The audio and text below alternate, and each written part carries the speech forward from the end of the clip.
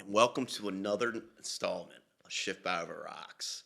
I'm joined here with a good friend, homie, business colleague, Terrell Brown, the prodigal son from Carlisle, Pennsylvania.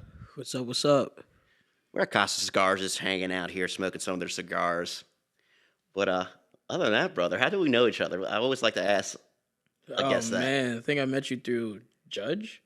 I think I did a song with Judge like way back when. Yeah. Did a song with Judge, and then Judge kind of shout out Judge by the way, but Judge kind of like a bunch of people from York after that kind of just started coming across him and all stuff. And Judge said you were a good guy, so I was like, weird.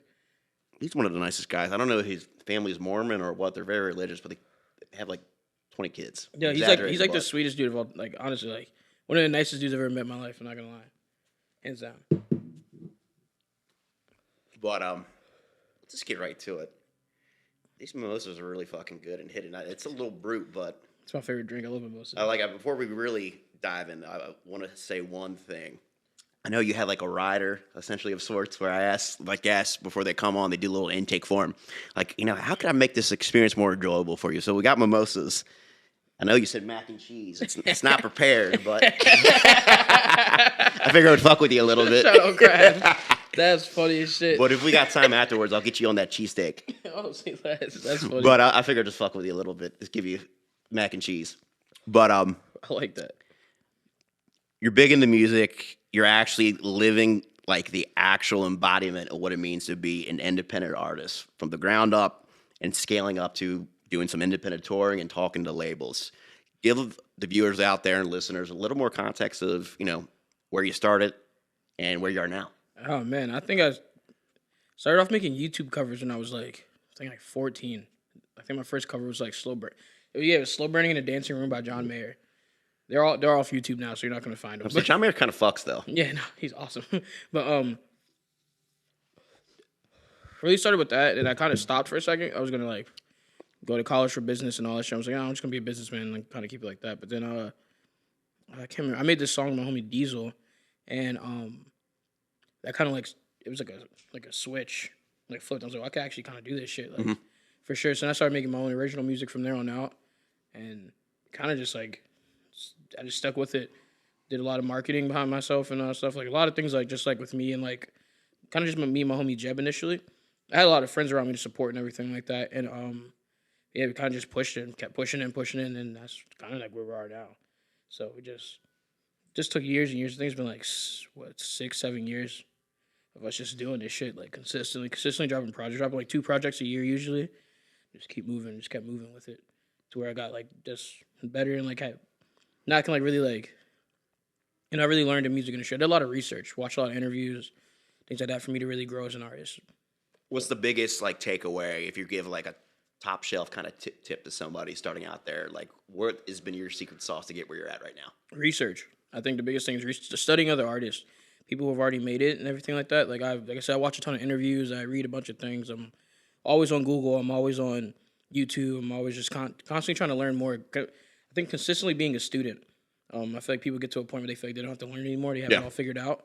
I feel like you can always learn, no matter how old you are, whatever it is. You can always learn more about your craft and always learn more about like. It's what keeps you sharp, honestly. Yeah, what you want to do. If you're really passionate about it, like you should have that drive to want to learn more. Usually.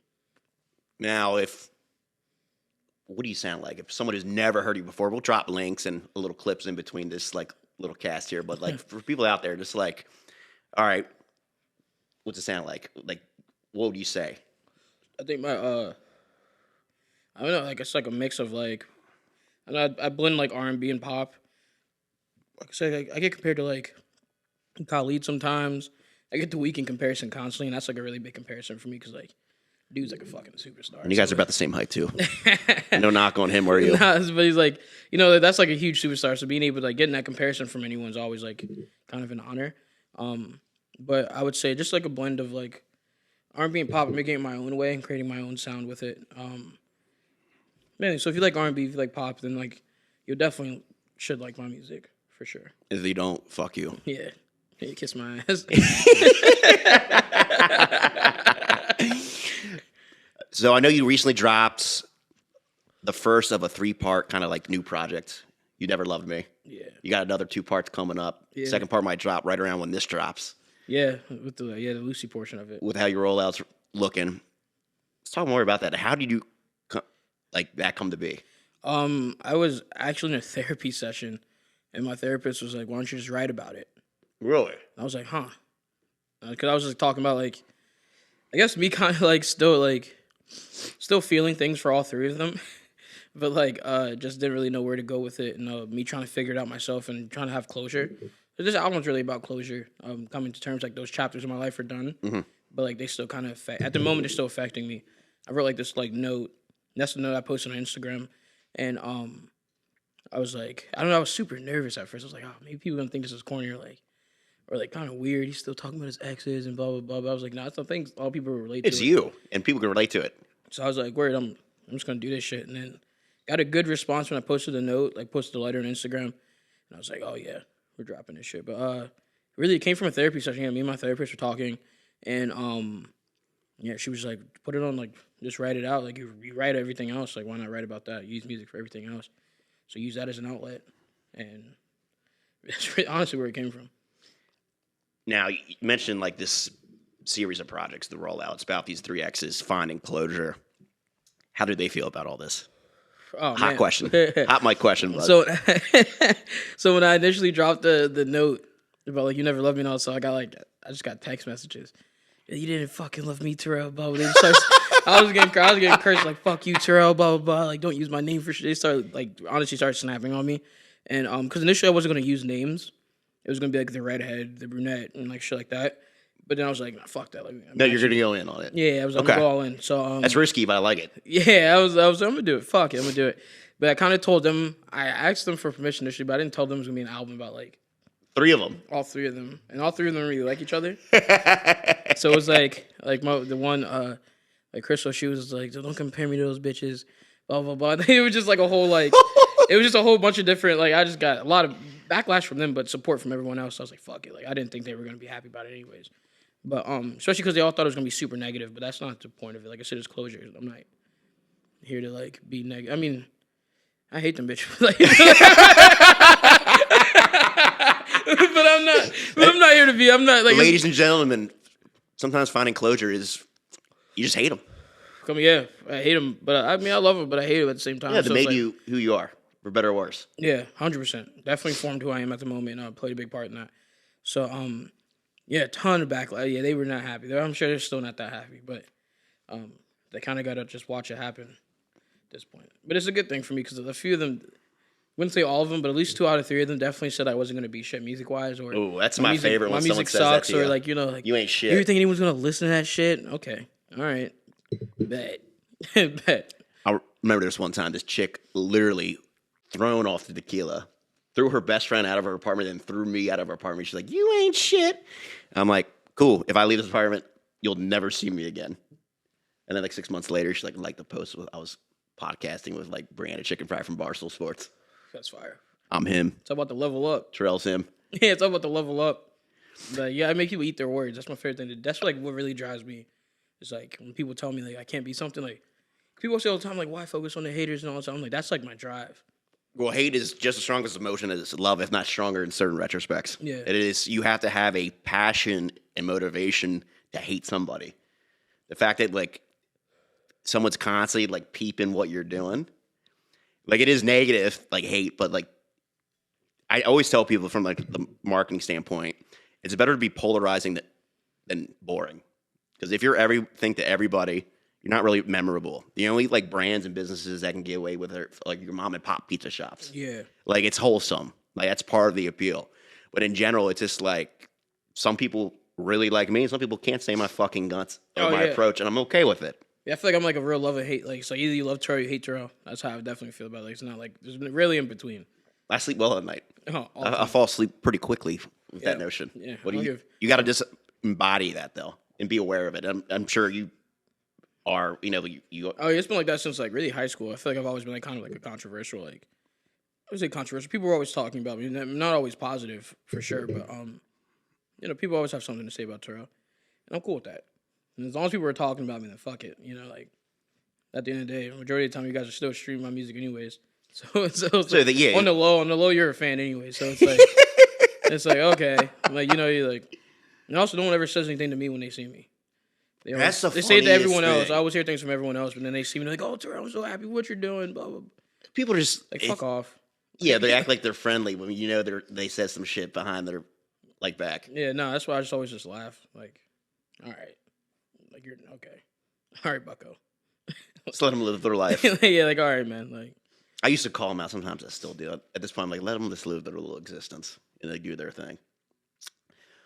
But you wrote the first project. The other two are coming out. When's that looking like? Is it like spring, summer, spring? Any dates to like, look out for? spring, mainly like thinking like so for the Lucy portion that'd be like end of February more into because like me going to LA, I'm definitely gonna feel a new vibe out there. So it'll be different, like the recording sessions and everything like that. So definitely like end of February, early March, people should expect the Second installment. second part, and then to get the other part around like maybe like end of March. I've been spreading them out just so that people can actually like digest the project and everything. They digest each section, for sure. In terms of your creative process overall, not just with this project and what went into it from a therapy standpoint, what has really been a big inspiration for you? I think my biggest inspiration, honestly, Drake. I listen to a lot of Drake. And like the way he just like his career and everything and how he's done everything. I think that's like a really big like kind of not like. Because I don't know if being Drake is like that's not easy. You know, he's obviously like one of the biggest artists that we've ever seen. Yeah, he makes it seem flawless, but Yeah. I cannot imagine the complications and the chaos behind the scenes. Yeah, but him like always keeping his head like he just always keeps Seems cool. good head on his shoulders and everything. That's like keeps pushing through, keeps making like constant classics after classic. I think that's like a big thing for me. It's a big, honestly, huge for me. Like being able to witness that. Anytime I'm down on myself, I'm feeling kind of down, just throwing some Drake and I'm right back in What the song mindset. or albums you're good to? Do Not Disturb is my favorite Drake song. I think so.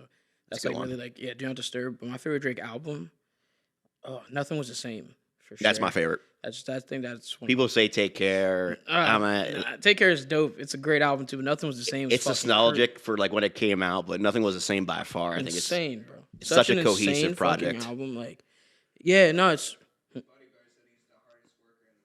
Yeah, no. Usually that's what I'm saying. Like he just works. Like that song he did with Jack Harlow, Churchill Downs, whatever. Jack, His verse was he wrote his disgusting verse in off like that. 12 minutes. Jack said he wrote his verse in like 12 minutes. That's His ad insane. libs on that are That's hilarious. one of the best Drake verses I've heard. Like we've heard in like 12 minutes. Talking about like spinning on knees, like Yeah, 12 minutes. Like come on. with like I'm a dominatrix. Yeah, come on, like, but it's like how honest, like how real and honest he is, and also I like the way he like I said, the vulnerability about like woman. That's what made me feel more comfortable. Vulnerability from, like with like women, like say like with like Marvin's Room, and he has like his ex's voicemail, and him just like different songs throughout the years, just him constantly like, being more vulnerable as an artist. I feel like is like especially like a black artist, we kind of hide the vulnerability. Mm-hmm. We're not as vulnerable and as open as we could be, and I think that like vulnerability is big because more people relate than what you think every single time. And you touched on a great point, just from taking it out a little further, vulnerability. I tell people, because people, and I hate this mentality, and this is a hot take, build in silence. Don't tell people what you're doing until you do it. Fuck that. I build in public, 100%. even if I fuck up or something falls through, 100%. because you don't know who's watching. Not at all. I have lost count. Like, even strangers would randomly message me. It's like, dude, this is really cool what you're doing. You inspire me to do this. And, like, that wasn't my intent. I'm doing for better me and, like, my family and, like, my future and the people I work with from a community standpoint, like, serving them. Yeah. What if me putting myself out there, good, bad, or ugly, or even if I fuck up, inspires someone to do better than me or do better for themselves, more importantly, hands down, it's worth it. Like, that shit to me is just like, whoa. Yeah, no, I've talked to a few different, like, independent artists and stuff like that, and they've definitely been like, like, the way you move, like, the way you just do shit, man, like, it's inspiring. And I'm like, that's cool as fuck. Like, I didn't think that. Like, it was never like I didn't, like I said before, the idea of inspiring people was never something that really crossed my mind. Never thought I could be like something that, like, someone that people kind of like Look up to, yeah, in like a sense. I've never thought that. Like, it's never been like that wasn't the reason why I started music in the first place. But like, What was the reason why? I just love music, man. I don't know, man. Just the first time, it was like I told you, that switch flipped when I made the song. I was like, I can actually do this shit. that's what it was. I was like, but I've loved music. I grew up on like a song my mom would play. I just listened to music all the time. Music was a huge part of my childhood and everything. So like, hell, I listened to more music than I watched TV when I was younger. And so it just felt right. Like it just felt like nothing else really made sense besides music. Back to the Drake topic, I kind of bring it full circle. You talked about your current project and the rollouts, a lot about closure. If you look at a lot of his early songs on like Thank Me Later and Take Care, they're about old relationships and have a similar closure element to them. And it's so funny, you think of Drake and all these like supermodels and shit, but they're like the most average looking chicks that he's like singing about. Yeah. From back in the day that he was like dating before he was even like popped off on Degrassi. Yeah. But like these songs are so raw. Even now with his Certified Lover Boy, Got the homie Tyler off camera. Yeah. Shout out Tyler. Lover Boy, and his what was the other one? You have Honestly, never mind. Oh, Her Loss, Honestly Never Mind. Yeah, that 3-album run is crazy. that. It's all deals with former relationships. Yeah, no, he's still not even. Oh, he's still hung up on his exes, but it's this essentially painting a narrative and just like telling it out. Yeah. I mean, He paints beautiful pictures, like with his words. It's like he paints a picture for you every single time, and it's like every single time's a fucking masterpiece. It's crazy how that it's crazy. The consistency. That's another big thing for me and Drake's the consistency. Being consistent for that long, like that's like a goal of mine. Staying consistent, like constantly getting better. Which also that goes back to like research and learning from other artists and also learning yourself. And like, but consistency is like such a big thing that I don't think people pay attention to. nope. Well, that's kind of behind the veil. It's just like people see you. You're touring here, you're touring there. You know, you got exciting opportunities coming forth, but you don't see the hard work, behind the scenes that goes on with that on almost a daily basis. No, not at all. At that point. So my homie Mike, who was on the previous recording today, he has like a saying like barbell. It says what you're doing is like you're almost like working out your craft. Yeah. Whatever be writing, whatever be music, marketing as like a professional. It's like you got to put it in every day or like routinely throughout that week as if you're working out in the gym. No, 100%. That's why I try to write every day. I try to write like at least like 2 songs a day. If I don't get complete songs, I have like different hooks, different random verses and stuff like that. Yeah, you got to stay sharp. I think that's the biggest thing. You got to stay sharp. Really, no days off if you really want this shit. Even if it seems like I'm not doing shit, trust and believe I'm doing something. Whether it's sending some emails, or it's like planning some other shit, or like I'm always trying to do something. Like keep shit going, keep the wheel moving. So I got to ask, how much pussy have you got from being a singer?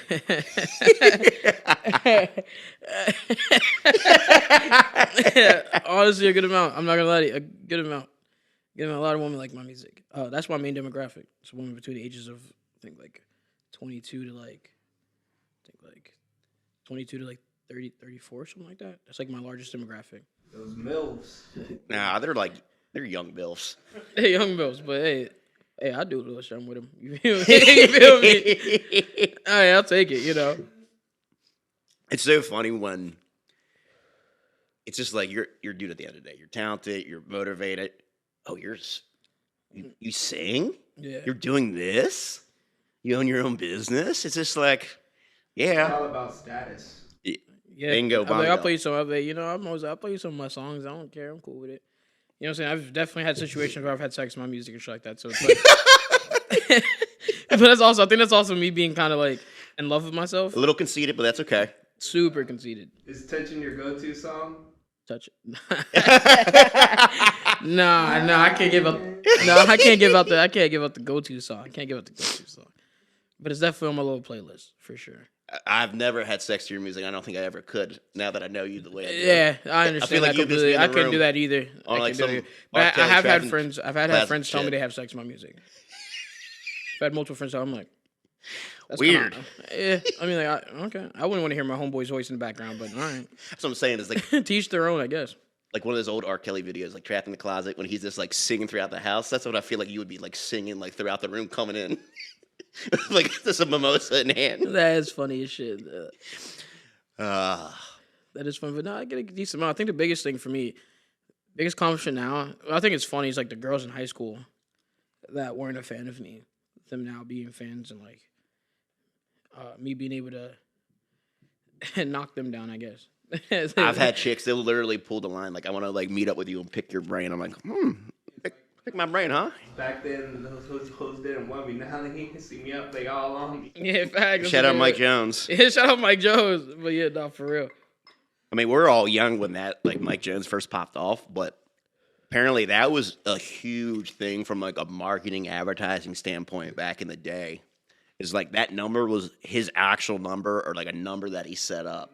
And like people calling and be like, "Hey, yo, it's Mike Jones." Mike Jones. Like he was like one of the, he was the biggest rapper in the world for like a hot minute. Just like a hot minute though. What else do you want to dive into? Shit. Really, I'm down for whatever. How do you feel about manifestation? I'm big on manifestation. I don't really like pray much. I'm not super religious, but definitely like I'm huge on manifestation. Thinking about the just like I feel like you really put something out there into the universe, like really believe it, like that shit can happen. That's the thing that like, people don't realize that like having those doubts, like it's not gonna manifest. We have those doubts. So I think completely like I've never thought that this was never gonna work out for me. I was always like, no, this is gonna work. Like this shit's gonna work. Like no matter what, like even when I have my down days, in the back of my mind is still sitting there like this can work. Like you're tripping, Terrell. Like so like huge on manifestation, huge on telling myself to like this is what's gonna happen. This is how shit's gonna go, and like you're gonna do this. At the end of the day, like you're gonna be a star. So that's half of it. Yeah, It's the confidence builds competence. Yeah, in my opinion. But I feel like I've always like I always had a solid amount of confidence. I've even throughout the years, people always say like I'm cocky or arrogant, or whatever it is. But I'm always just like, am I arrogant or do you not like yourself? Like, is it making you uncomfortable to like you're around someone that like genuinely likes himself and is comfortable with like his flaws, like his pros and cons? Like, 'cause I'm comfortable with myself completely. Like, I know where I fuck up at. I know where I'm good at. Like, I know all that. What I need to work on as a person, everything like that. So I don't lie to myself. My mom told me that when I was younger. She's like, you can lie to the world, but you don't lie to yourself. Hey, so like, mom was right on that one. Yeah, so always like I'm always real with myself. I'm always honest with myself. I'm always Shout out Terrell's mama. She's a very nice lady. Shout out Chantel. Yo, shout out Jeb too, my manager, and JC and T Woke and Tyler over here, and obviously Paul. It's a bunch of people. That part. You made a song in my apartment. Oh yeah, I used to record. Yeah, I used to. Oh record, yeah. Right in the middle, I used to record in Tyler's apartment all the time. Like literally right in the living room. We used to really. That's when we really hustled for this shit, man. Like people don't realize like it was just like really a fucking hustle for this. Like people don't realize you gotta hustle, like because this shit's not just gonna be given to you at all. Nothing's gonna be given to you. Nothing at all. So you gotta really fight for it. You gotta hustle. Oh snap! And I also want to shout out Marc E, Bassy, and Psy.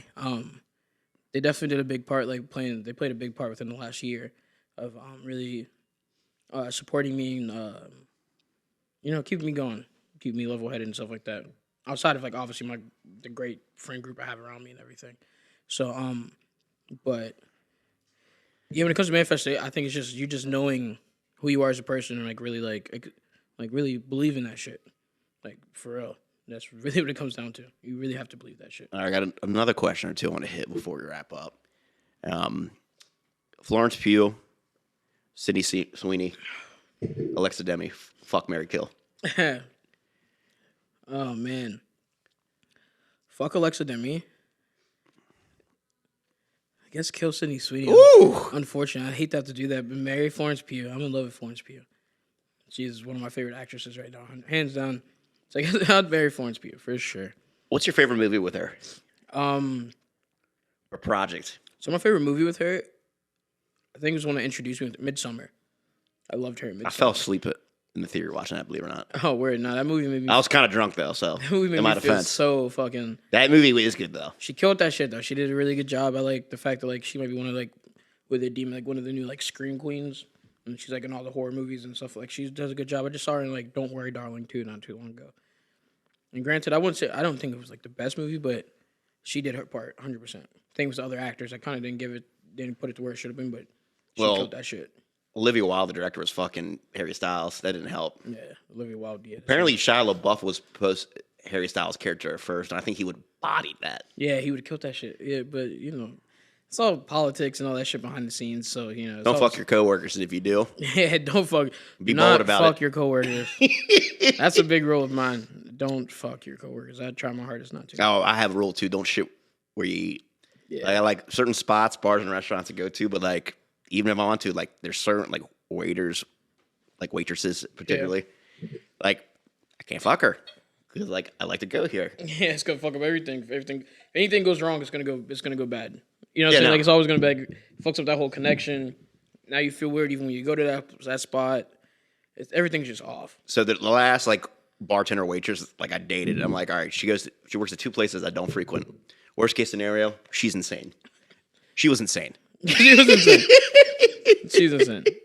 Listen, man, honestly, realistically, most people are. I feel like most people are crazy. Oh, they just hide it. Yeah, most people are crazy. That's why they have like fucking Most mental people aren't- breakdowns at like yeah, 30, most people 35. aren't healed, nothing. That's why I say everyone should go to fucking therapy, no matter how healthy you think. No matter how healthy you think you are. You talk to your therapist and you realize you're really not as healthy as you thought you were. No. Not at all. Like, so. And whatever therapy might be for you, I mean, I'm not a medical professional, but it's even just talking to people about what's going on in your life. Like I do a peer group once a month. The business professionals, it's like total private. Talk about your personal life, your professional life, good, bad, ugly. And we just hash it out. Oh, yeah, no. My therapist is, like, brutally honest with me, so. Good. She's definitely not nice. She can't. It's not. She's not nice. She's just trying to like actually. We try to have breakthroughs and shit like that. So I take therapy seriously. When I go in there, I'm always like, real like, all right, let's figure this shit out, rather than like bullshit my therapist or trying to like act like nothing's going on in my mind and shit like that. Mm-hmm. There's always something going on. My mind's always racing. I'm constantly thinking. That's a creative in you, though. Drives me crazy, bro. My mind's always like fucking running. It's like the episode of SpongeBob when like they're in his brain and all running around with those cabinets and everything's on fire. That's like my brain. That's literally like my brain majority of the time. Like literally, it's fucking chaos up there. So I try to like, try to dim it down. Try to find some solutions to certain things. I don't know everything won't be figured out, but figure out a lot of things rather than nothing. That's how I feel about it. About to say, we talked about you're moving to LA. You got the rest of the series of this project kind of rolling out here over the next couple weeks and I'm months. super excited to move to LA, honestly. What are you most excited about? Other than the bitches. Oh yeah, there's gonna be some badass women out there. But I say the biggest thing is I think being around a lot more people with my type of like my mindset. A lot more creatives. I'm not surrounded by a bunch of creatives right now. And there's nothing like wrong with that. No. But it's easier to get shit pumping out when like you're around Your environment helps at that point. you're around then. a lot more creatives and a lot more people that like have the same goals as you do at the end of the day. I think that definitely helps out. You just getting work done and you keeping your motivation for yourself. A lot of people they do shit, but they don't surround themselves around people that, like I said, have the same goals or aspirations or anything like that. So they're just like they always feel out of the loop or like misunderstood and everything like that. And so I think the biggest thing is like being around people that actually understand me, understand like what I'm chasing and the work that comes behind what I'm chasing. I feel like everything will be fucking downplayed and those people, they realize that this shit's not as simple as everyone else makes it seem to be. And it's also not that far-fetched as everyone makes it seem to be. Everyone acts like I'm chasing, like, the craziest career of all time, but it's like... They said, like, less than, not to interject, but I will. Sorry for being rude. You could miss your pocket. But less than 1% of actual, like, independent artists actually make a livable income for music. There's a lot of factors going in that 1%, I'm 100% though. going to be in that 1%, so... You are the 1%. Yeah, I'm like, yeah, exactly. Like, it's going to be a good time. Like, yeah, I definitely think I've proved myself being able to continue to like do this. I've been to LA a few times, and every time I go out there, I get a lot of praise from them and shit. They're like, where the fuck are you from? Like, I haven't heard of you yet, blah, blah, That's blah. wild. So it's like, that's super cool. And, just getting like more respect for my work than I do like within my hometown, within Carlisle. Like, I mean, realistically, Carlisle's not even in my top 5 streaming cities on Apple Music or Spotify. So it's like, I don't really get a lot of support from, which also plays a part of me. Like, the times when I do have, like, when I am feeling low and shit like that, I think my hometown plays a part of me on that. But also, like I said, everyone has an opinion on Terrell. I feel like at the moment it's kind of popular to not like Terrell. Because everyone has something to say. I feel like at the moment it's kind of like, oh, like, everyone, I'm everyone's topic of conversation. And I realize I feel like a lot of times, like, people just constantly, like, they go to the bars and somehow, I'm not even be at the bar, somehow, some way Terrell comes up. And that shit's, it was annoying initially, but I kind of just embrace it now. Yeah, it's just, it's a norm. It's life, I guess. Like, no, it's not life. I think it's the career I chose. I don't complain about it, the criticism and everything like that. I don't complain about it. Like, I just got this, I'm like, on the picture I posted, like, the billboard in Times Square, some random, like, burner account. Someone, like, made a random account, like, commented some bullshit. try to say it was photoshopped and blah blah blah. Out of here. I was like, fuck off. I just didn't respond to the comment. I didn't even delete it. I was like, fuck it, I'm gonna keep it up. Like, you know what I'm saying? Like, people always have shit to say. I always let people get the little 15 minutes of fame. I don't respond. Get your 15 minutes of fame, get your little 10 likes on your fucking post or whatever the fuck it is. And, you know, and all the other losers that you hang out with, you guys can all continue to, like, you know, talk shit all you want. But at the end of the day, like, I'm actually chasing a dream. I'm not doing what my parents told me to do. I'm not doing what, you know, what I deem like society said, like, oh, what's correct and what's a career I should actually choose. I'm really not following that route. I'm really doing whatever the fuck I want to do. So at the end of the day, like, the fact that I'm doing whatever the fuck I want to do, that's what makes me feel. That's good enough for me. I'm actually, like, I'm taking this chance to actually follow my dream. Most people don't do that. I think that's the perfect place to leave off there. Do what the fuck you want to do. And fucking do it. 100%. That wasn't as profound as what Terrell just said, but thanks for coming on, Terrell. It's an Yeah, absolute no, man. fucking Thank you for having me on, man. pleasure. It was a blast. Another episode of Schiffbauer Rocks. He'll be back. Hell yeah. Oh, for sure.